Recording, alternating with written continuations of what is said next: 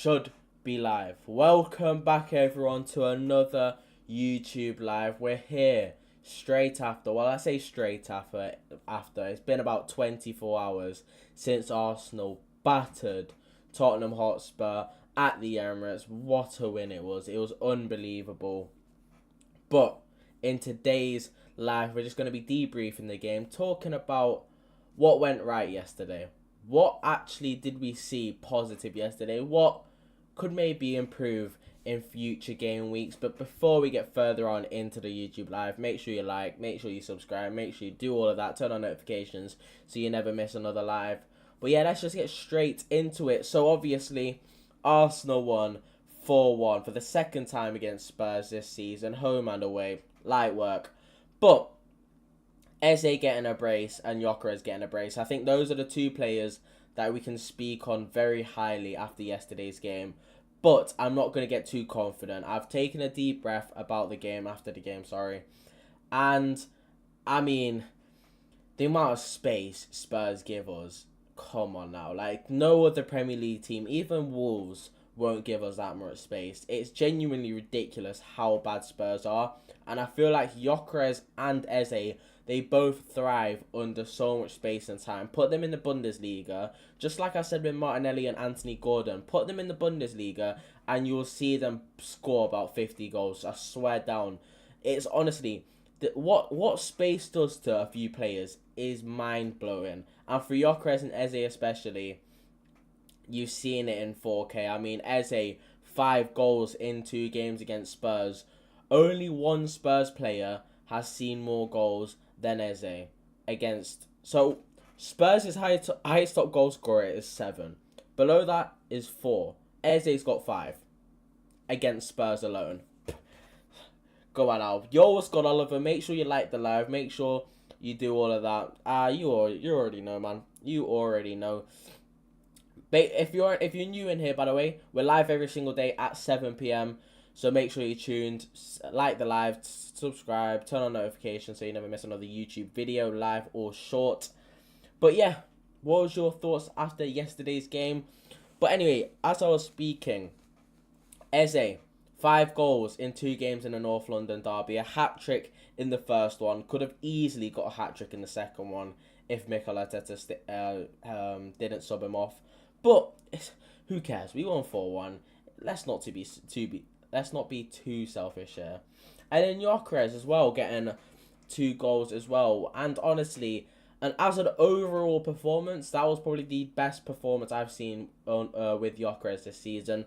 Now, obviously, he scored 2 goals here, scored 2 goals there, scored a beautiful goal against Inter Milan, scored a goal against Chelsea, a very important goal. But his overall game yesterday, was superb. That is more like it. It was superb. And honestly, it's what you want to see. It is what you want to see. Because this season, Gyökeres has been very underwhelming. And especially in those big games. Now, I know Spurs aren't the best team. But in terms of the magnitude of the game, it is a huge game. It's still a North London derby, despite how bad they are and how good we are. So, it's always going to be a massive game. All the eyes are watching. Everyone wants Arsenal to bottle. And the main focus is on Viktor Gyökeres. Can he step up in the North London derby? And boy, he did. The first goal, he took it superbly. I mean, it comes at a perfect timing just after the half-time break. In the 46th, 47th minute. Bangs one into the top corner. Now, any other game, I'm going to say this quite often in this live. Any other team, Gyökeres probably doesn't have that much space. Doesn't have that much space and time on the edge of the box. But it's Spurs. And Spurs, what do? They love giving space and time on the edge of the box. We've seen it 3 times in the reverse fixture where Eze got a hat-trick. And they did it again. They gave so much space and time, but to Gyökeres. And a Premier League level striker who scored 54 goals in 1 calendar year. You think he's not going to bang that in the top corner, despite how poor he's been in an Arsenal shirt. Of course he is. He's going to wrap that into the top corner. No matter how central the shot is, the amount of power he is going to put into that, Vicario is going to have absolutely no chance. And he did. And what a strike it was. perfect timing. And then Eze getting his second, third of the game, and that just killed off the game completely. I mean, after that, Spurs looked toothless. I mean, they looked spineless throughout the entire game, but the crowd deflated, the players deflated. Tudor trying to bring his team up, trying to push his team forward, and they just didn't want to do any of that. They just couldn't be arsed, and it played in Arsenal's favour. Now, they could have scored towards the end, but luckily David Raya. That's one positive with David Raya. We'll talk through every single player in this live, but how's everyone doing, boys? How is everyone doing? Make sure you like the live. How is everybody doing?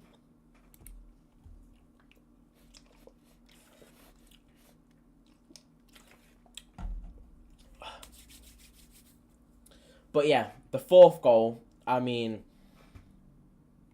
the game's over. Spurs just are waiting for the final whistle to be blown. And Ødegaard gets the ball. And that's what you want to see more of Ødegaard.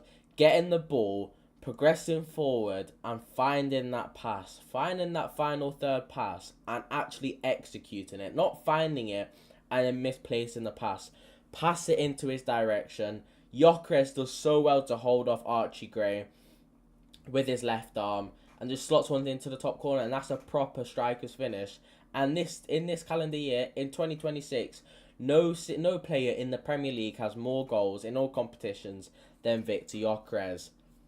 He has been a different player this in 2026. He has been unbelievable, and I just really hope it continues. Obviously, we've got Kai Havertz coming back, and I feel like Gyökeres plays a lot better in that striker role when Kai Havertz is behind him, because without Kai Havertz, we've got an Eze, for example, or Ødegaard. So when we're loofing up balls over the top, Gyökeres is the one having to hold it down, doing the link-up play. Now, don't get me wrong, he did that superbly against Spurs. But against Chelsea next week, he probably won't have that much space and time. So he probably won't be as much into the game. What you want Gyökeres to do is just stay on the last defender and make constant runs in and behind. But if he's having to drop deep, then he won't be able to do that. Whereas if Kai Havertz is in that 10, he can be the one doing all the dirty work, doing all the catching all the long balls, doing all the link-up play. And then Gyökeres can just purely focus on getting the runs in and behind the back four. And that's when you will see Gyökeres thrive, because he loves to run in behind. That's the strength that we've seen when he was at Sporting. Now, at Arsenal, he's had a few occasions where he's been in behind and the defenders are caught up. Firstly, he just wasn't at it. Premier League intensity-wise, speed-wise, physically-wise. Just like the understanding of the Premier League, he just didn't really have a clue. Secondly, way out of shape. Sharpness. He was nowhere near it, Premier League standard. And thirdly, I think he underestimated the defenders' pace, because they're not like Sporting. They're not 40-year-old blokes who just come back from the plumbing centre. They are actual professionals in the Premier League, and they are fast. They aren't slow. And I think Victor Gyökeres has now learnt that to get his body across, hold off the defender, and we've seen it yesterday. He slots it in the top bins. Play Vic striker and Kai in the 10. Exactly, Oliver. That is exactly what I'm talking about. Play Victor Gyökeres at striker and play Kai Havertz in the 10. That's probably our best front two. If Kai Havertz is in the 10, Victor Gyökeres goes up top. And then, I don't know, Eze or Trossard or Martinelli off the left, or Madueke and Saka off the right.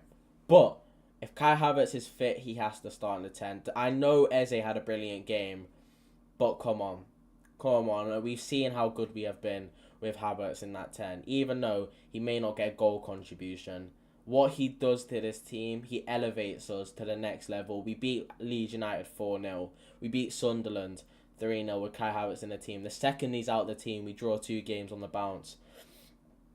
So if Kai Havertz is fit and ready to start, you start him. He wasn't available yesterday, but I think he's literally days away. So he will be available probably for the Chelsea game, but I'll keep you updated as we get nearer to the game, which is in a week's time. We have a full week's rest for the first time since December 2025, which was ages ago.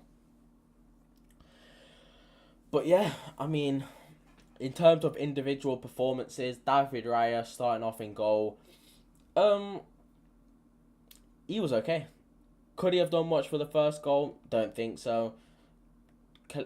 Distribution wise, I thought it was superb. Collecting crosses, superb once again. And I think we're starting to see the pros and cons with having David Raya in goal, being a small keeper compared to the likes of Donnarumma and Courtois, the other elite goalkeepers. We've seen it in literal back-to-back games. Against Wolves, Donnarumma and Courtois saved that first goal from Bueno. It's not even top corner and he just gets looped. Like, it is a high issue. But then, yesterday, against Spurs, Richarlison, literally off the line, David Raya, the reaction time, I don't think Donnarumma or Courtois get there as quick as David Raya does. And that's the pros to him. He is so quick off his line. The reaction time is superb.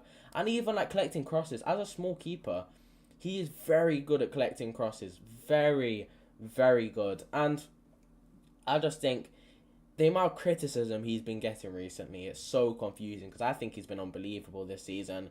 And one bad game and people are saying David Raya is not the keeper to take us to the next level. Hold on. He won 2 Golden Gloves back to back. Now you could say that's all about the defense. But you have to have a keeper as well. And David Raya makes crucial saves. I think it's harder to make no saves and then all of a sudden he has to make a save out of nowhere when he's got no concentration than making constant save after save after save. I mean, that might sound stupid, but I think it's quite difficult to stay concentrated for so long, even though you're not facing any shots on target. But yeah, David Raya, superb. Right back, Jurrien Timber. Now, this one's a confusing one, because I didn't actually think he was that bad. But there was just a few sloppy moments where you're thinking, that's very avoidable, especially that yellow card. He gives away the ball, and then in return, he has to bring down the Spurs player and gets the yellow card for that. So he's on a yellow card for what? The last 60 minutes of the game. It's not great, especially being a fullback. But he did well not to get sent off. And then he just cruised through the game. He got an assist to Gyökeres. It was a good pass into him. At least we're not playing side-to-side football. I'm actually progressing through the field. So yeah, I think Timber, he was good. And then Mosquera obviously came on, but we'll speak about him when we do the subs. So yeah, Timber was okay. I don't think he was the best on the pitch, but he was a lot better than the Wolves game. We can speak about Gabriel and Saliba as a pair. They were just as good as each other. Superb again. I mean, they're just rocks at the back, and they'll do anything for the badge. They'll do anything for the badge, and I think there is no debate, there's no arguments there that they are one of the best centre-backs in the world, if not the best. I think Gabriel's first, or Saliba's first, I don't really care. But as long as Gabriel and Saliba are number 1 and 2, that's all that matters. Now I've seen a lot of controversy with, is it a foul or not on Gabriel? Kolo Muani, he scored the second goal. At that point, it was 2-1. They could have brought it back to 2-2, and it's game on. Is it a foul? I think Gabriel's very lucky. I would not be against it if Gabriel didn't get a foul there and it stood as a goal. I mean, we saw it against Newcastle, and I was criticising Gabriel heavily for that because it was just weak from him. But I also see why he's given a foul. Even as soon as he's given a foul on field, I just knew VAR wasn't going to overturn it. But it's like, Gabriel, me to you right now, personally, please do not do that ever again. Stop doing it, please. Because my heart drops every single time.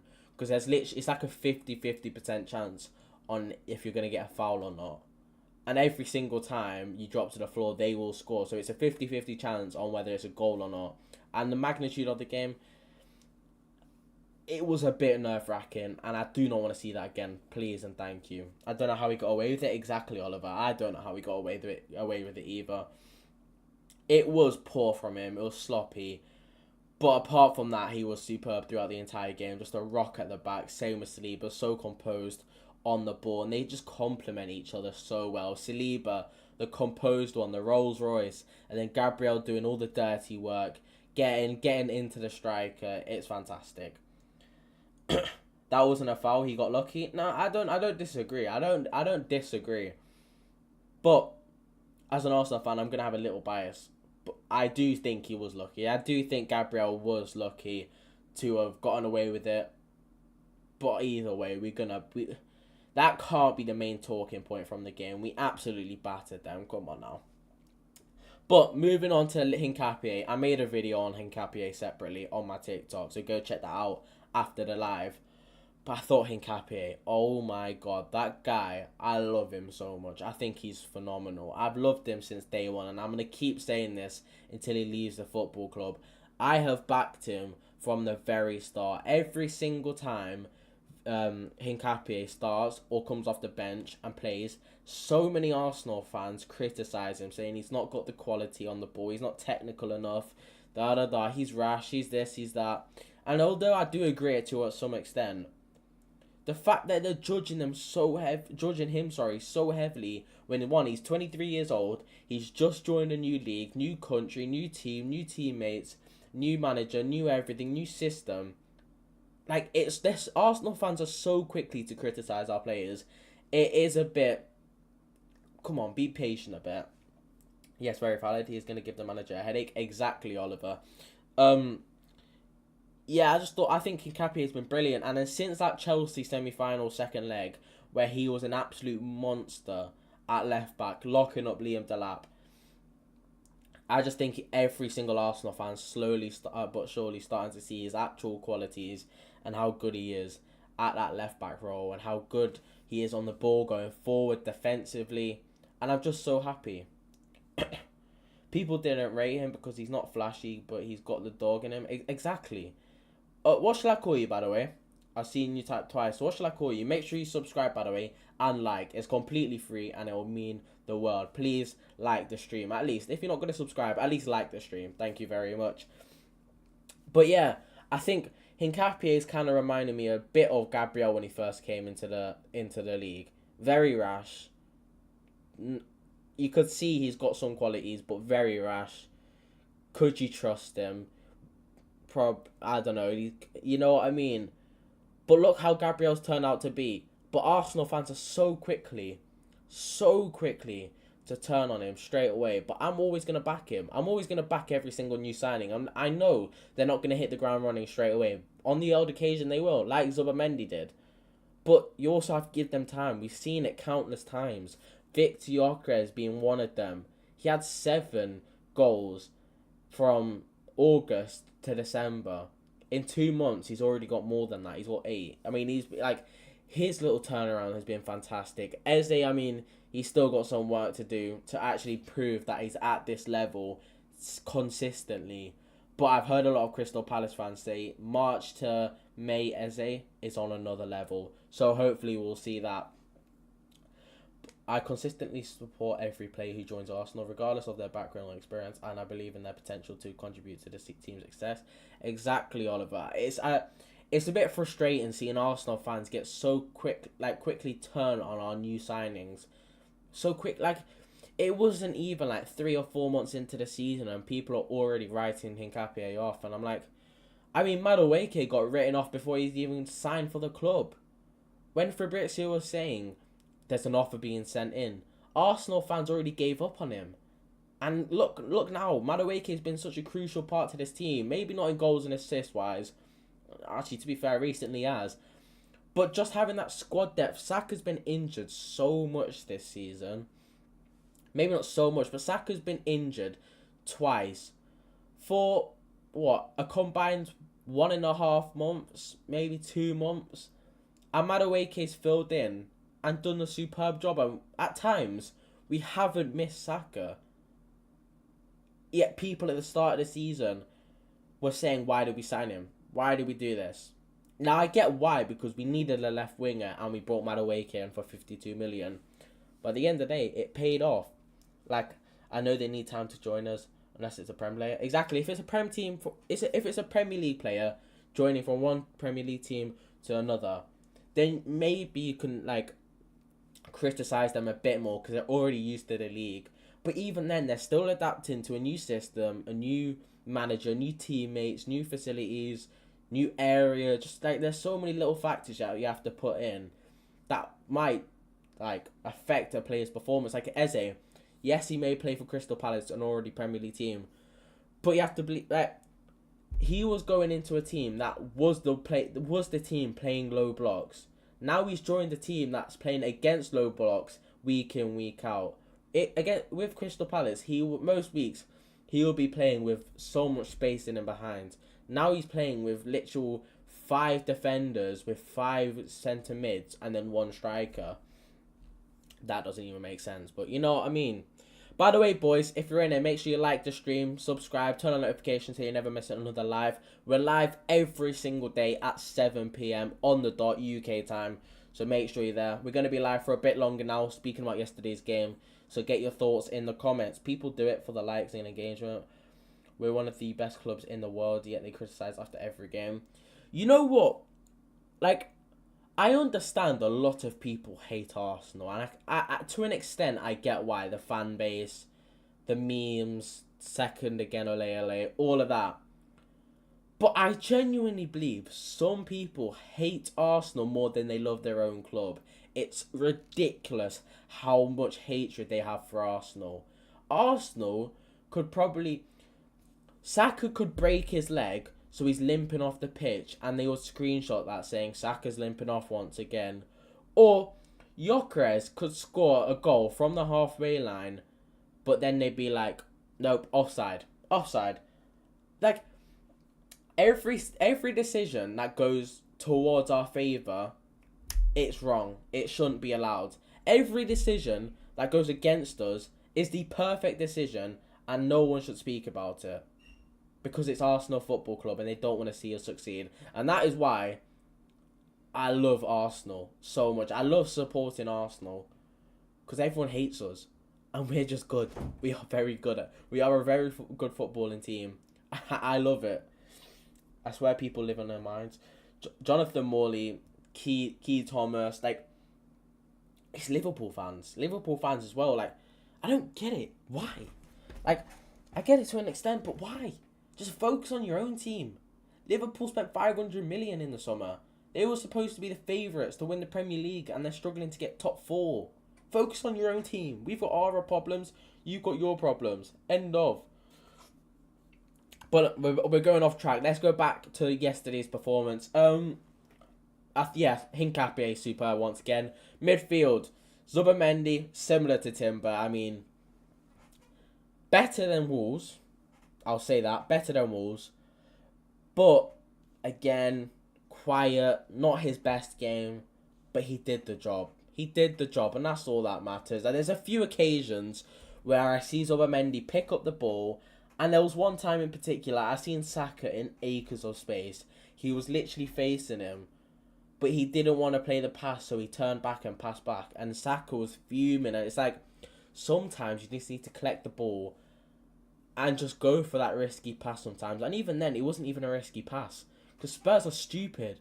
They leave so much space in and behind. It was literally a free pass to Saka. But, you know, it is what it is. I thought Zubimendi was okay. Not the best player on the pitch, but he definitely was not as bad as he was against Wolves. Like, do Arsenal social media people don't really criticise them, but they criticise us? Yeah.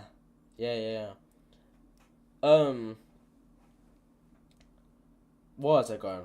Declan Rice. It's a strange one. It is a strange one with Declan Rice. I mean, obviously he made a mistake, which led to Kolo Muani's goal.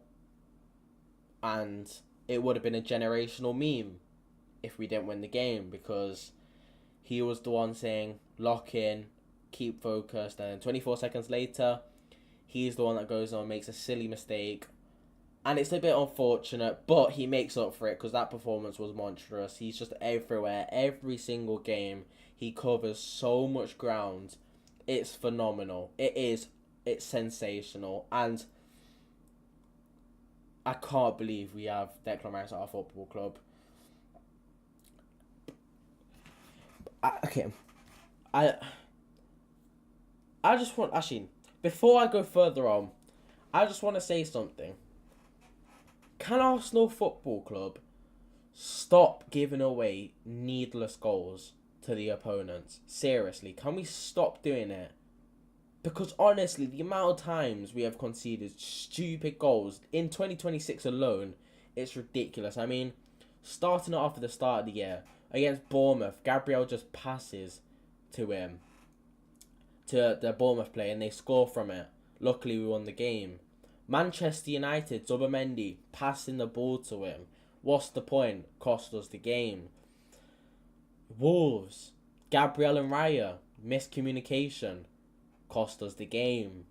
And then yesterday, Declan Rice needlessly just giving a ball away, trying to nutmeg in our own box essentially. Cost almost, not really almost, but it could have cost us the North London derby. The Rice gift is doing numbers. Yeah, I can't lie. We are so lucky that we got the win. However, if Arsenal come second this season, that Gabriel post that you spoke about, Oliver, that will go viral because it says 4. And if we come second this year, it'll be 4 times that we come second in a row. So we actually have to make sure we don't finish second. Because that photo that Gabriel posted will go viral and I just cannot be asked. I can't be asked. I cannot be asked. Boys, if you're in it, by the way, make sure you like the stream, subscribe, turn on notifications. If you watched the game yesterday and you're an Arsenal fan, if you're a rival fan, let me know your thoughts down in the comments below or the live chat, sorry. Let's just interact, communicate. I go live every day at 7 p.m, so make sure you don't miss another YouTube live if you subscribe. So yeah, thank you everyone. But Declan Rice we covered already.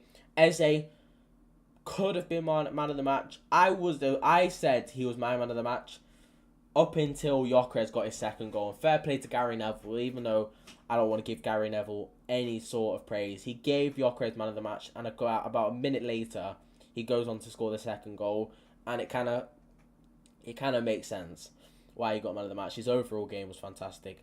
Eze's overall game was fantastic as well. It wasn't just the goals where he succeeded in. It was just his link-up play. I mean, his work rate looked a lot better. He just looks silky on the ball, and it's what you need. He gets the ball, and all he wants to do is go forward. And that's what we've been crying out for. Someone getting the ball and just push him forward, man. Because I'm sick and tired of always just passing side to side, side to side, side to side. Like, get the ball, go forward. And that's what Eze does.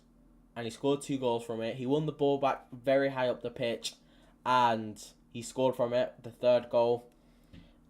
I actually think he played a massive factor into the 2nd goal as well. Timber passes the ball into Gyökeres, but because Eze was on Dragusin, it just left Gyökeres with acres of space, and he just bangs one into the top corner. Yeah, so I thought Eze was superb. Saka, I thought, was very underrated yesterday. Getting a lot of criticism yesterday, but I don't know how he didn't get an assist, because it was clearly an assist for the first one. Technically created the 3rd one as well. He was just constantly, like, down that right-hand side, a constant threat. And it's just what we love to see. I mean, when he came off the pitch, I was worried. Did he pick up a massive injury? It looks to be fine. He was happy celebrating after the game. He didn't go straight down the tunnel. I'm pretty sure he told Noni Madueke that he was okay. So all should be good. But it did scare me a bit. But I thought Saka was good. Trossard probably the weakest out the 4 attackers, but again, not too bad. He was a bit selfish at times. You could tell that he wanted that North London derby goal. I mean, he got the North London derby. He got 2 in a row in the North London derby, so you can tell he wanted to make it 3 in a row. There was a time where he picked up the ball. Javi Simmons passes it to him, literally in their own final third, and instead of passing it to Gyökeres, he goes on his left foot outside the box and tries whipping one in the top ends. Like, the chance of you actually scoring that's very low. You could have just passed to Gyökeres and we could have been 1-0 up within the first 15 minutes of the game. But it's all good. We won the game.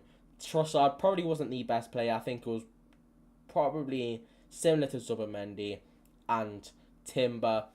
But he wasn't... I don't want to be too negative on our players. And then up top, Victor Gyökeres, man of the match in my opinion. Fantastic. I mean, he was just... his overall game was fantastic. By the way, boys, if you're in it, make sure you like, make sure you subscribe, turn on notifications so you never miss another video. Just like the video, please. That's all I'm asking. Just like this stream because it will mean a lot. It will mean the world. I'm live every single day at 7 p.m. So like the stream and subscribe. Thank you very much. But yeah, I thought Gyökeres' overall game was fantastic. He just looked a lot better today. I mean, yesterday. He looked like he had a lot more confidence on the ball. His link-up play was fantastic. And then the one thing that we all want to see is his finishing. And he did it sublimely. 2 goals for him. 10 goals in the Premier League this season. Only 4 players have more than him. He's equal on goals in the Premier League with Hugo Ekitike. He's got more goals than Hugo Ekitike in all competitions. Like, he's slowly but surely turning into a good Premier League striker, and just hopefully he can carry on to the end of the season. And if we have a flying Gyökeres in the running towards the end of the season, that would be crucial. That is exactly what we need. We need every single player at this football club to be on their A game, and if they are on their A game, then we could be in for a treat. He looks like he's lost weight. I don't know.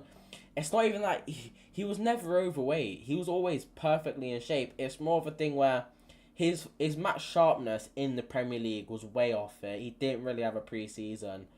So it's taken him time to adapt to the league whilst also keeping up to match fitness. And as soon as he did, he picked up an injury against Burnley. Burnley was a game at Turf Moor where you started to see Gyökeres shine and thrive, and at half time he picked up an injury. He was out for a month, and then it basically restarted. Like he came back, was poor, but now he's slowly starting to show his qualities, and I love it. I absolutely love it, and how long may it continue. That is the starting 11. We've just gone through the starting 11. Going on to the bench now. I feel like Martinelli, Ødegaard, Madueke. I think that's it. Did we only make 4 subs? I think them 3 were they were alright. Ødegaard got an assist, but they all just did the job. But I want to talk about Mosquera quickly before I end. Christian Mosquera, £13 million. Can play centre back, can play right back.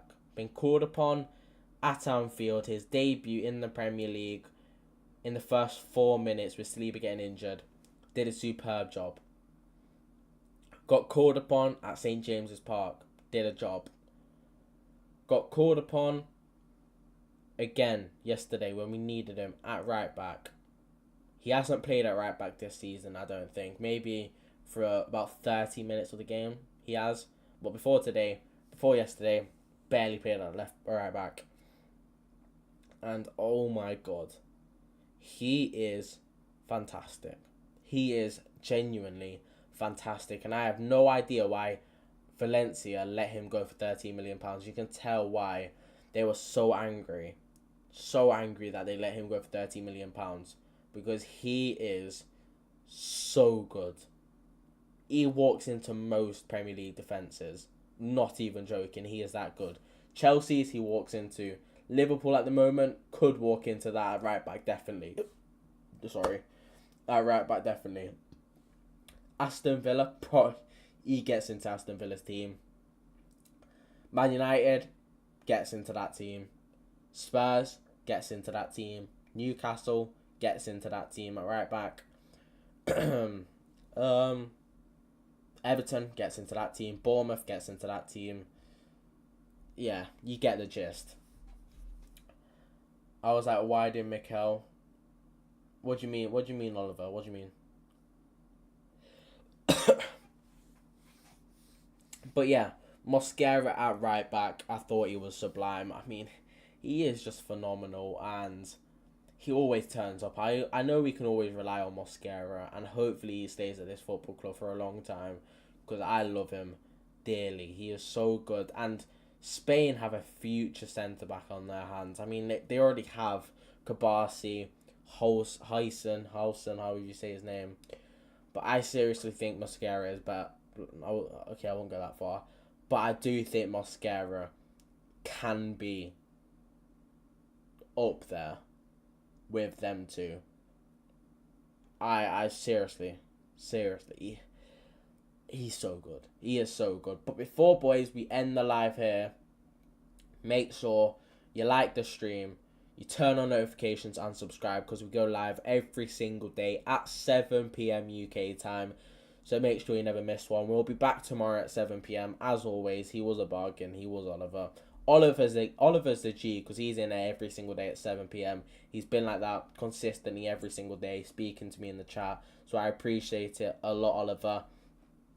And you can be one too. I've got a small community at the moment. Hopefully we're trying to expand it. But if you're in there now, consistently, I will remember you. I will remember you. So, thank you everyone for watching. Make sure you like the stream. Make sure you subscribe and turn on notifications, because I'll be back every single day at 7 p.m, especially tomorrow. We'll discuss some news. We'll talk Arsenal. You know what I mean? But yeah, thank you everyone for tuning in. It was a good stream. Thank you so much. And I'll see you all tomorrow. Thank you, everyone. Bye-bye.